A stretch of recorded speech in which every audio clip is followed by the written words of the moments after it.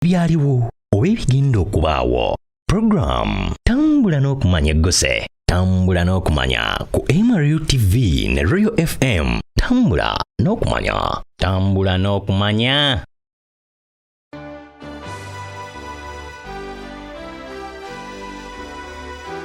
Olwaleero tugenda kwogera ku Field Marshal Idi Amin Dada Oume. Ono nga yali munnamagye wa Uganda era munnabyabufuzi eyaweereza ng'omukulembeze wa Uganda ow'okusatu okuva mu 1971 okutuuka mu 1979. Ono yafuganga nnakyemalira era atwalibwa ng'eyasinga okufugisa obukambwe mu byafaayo bya Uganda. Ono kigambibwa yazaalibwa mu mwaka gwa 1925 mu Koboko eyo mu bugwanjuba bw'amambuka ga Uganda, era kitaawe yali musajja mukakwa ate maama we nga mulugwala. Mu 1946 ono yeeyunga ku kibinja kya King's African Rifles eky'amagye ga Bungereza abaali abafuzi b'amatwale mu biseera ebyo ng'omufumbi. Ono yalinnya ku ddala lya lutenanti nga yeenyigira mu bikolwa by'amagye ga Bungereza butereevu, gamba ng'okulwanyisa abayeekera mu Somalia wamu n'okulwanirako Bungereza mu Mau.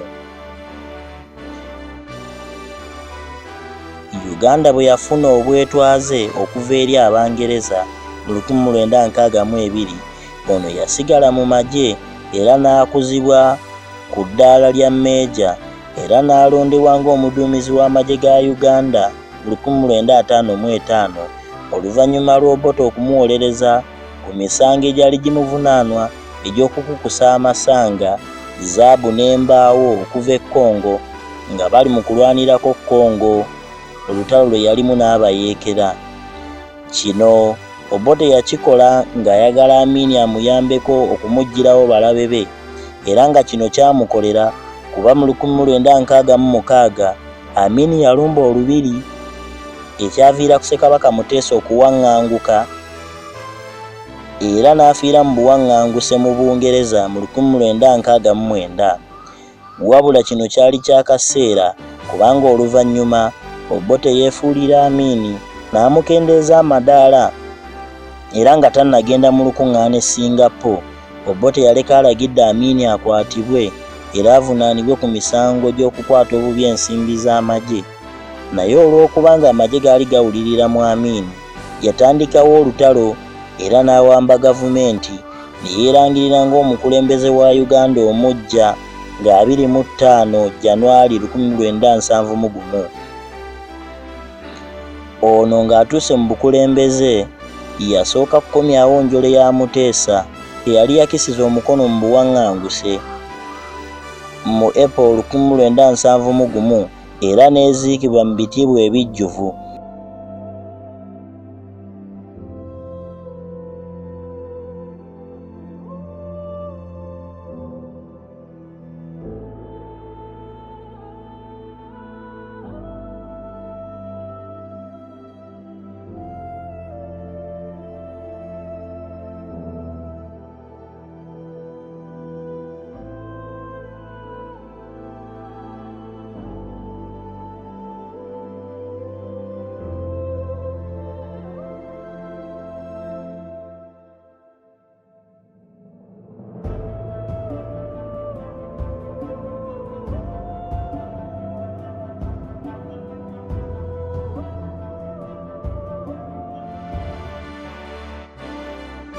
Kino kyamwagazisa abantu wamma nga balaba bafunye omukulembeze.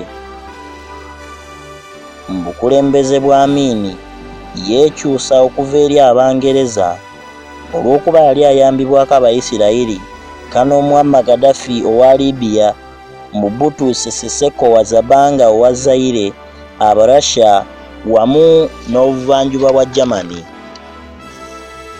Mu 1972 Amin yagoba abayindi mu Uganda era n'abawa ennaku 3 nga bafulumye ekyagootaanya enkolaganya ya Uganda ne Buyindi ku mulembe gwe. Mu 1975 Amin yafuuka ssentebe w'omukago gw'amawanga gali mu Afirika OAU, ekibiina ekyatondebwawo okuteekawo obumu mu Bafirika.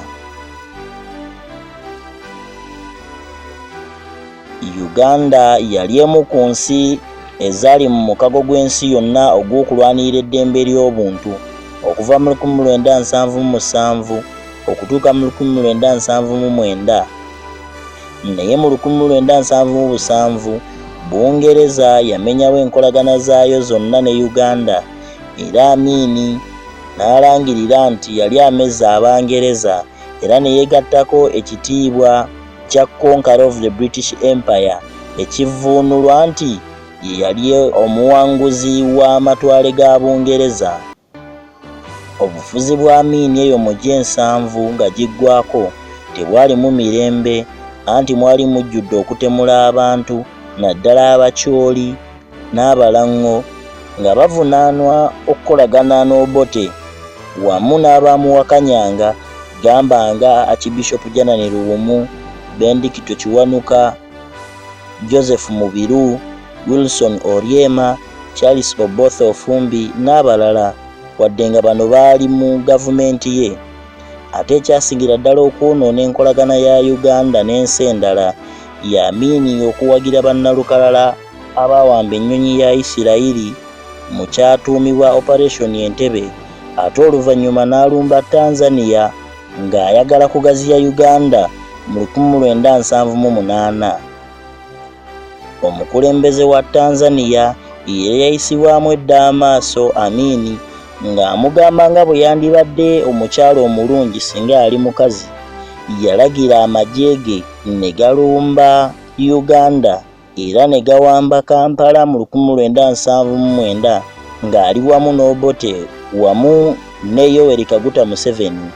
Nyerere bwe yawamba Kampala, Amin n'adduka mu buwaŋŋanguse, ono nga yasookera mu Libya n'adda e Iraq, oluvannyuma ne yeeyongerayo Saudi Arabia gye yafiira mu 2003. Omulembe gwa Amin gwalimu okutyoboola eddembe ly'obuntu kungi, okutta abantu abatalina musango kungi, obuli bw'enguzi, obukozesa obubi ensimbi z'eggwanga, era ng'okunoonyereza kulaga nti abantu abattibwa baali wakati w'emitwalo 10 n'emitwalo 50 ku mulembe gwe. Ono yalina abakyala 6, 3 ku bo nga yayawukana nabo mu mateeka wamu n'abaana 43. Amin yafanga 16 August 2003 mu King Faisal Specialist Hospital and Research Center mu Saudi Arabia, era nga yafa ekirwadde kya kidney failure ng'alina emyaka 77. Amin we yafiira nga kumpi ebitiibwa byonna mu magye ayagala kubyetikka kubimalayo, era bwe yabanga ayanjulwa nga ebitiibwa bino byonna bamala kubimuyita, olwo ne musembyayo erinnya lye ng'anaayanjulwa ng'alina w'agenda okwogera, era yayanjulwa nga bw'ati: His Excellency President for Life Field Marshal Alhaji Dr. VC DSO MC CBE Lord of all beasts on the earth and fish of the seas, Conqueror of the British Empire, Africa in general and Uganda in particular, Idi Amin Dada Oume. Oyo nga yabadde Field Marshal waffe munnabyafaayo. So omulabi waffe omulungi, weebala okubanga weekumidde ku mukutu guno, subscribinga, likinga, commentinga n'ebirala bingi bigenda sigala bijja. Nze NTEEMU EDRINE Edward,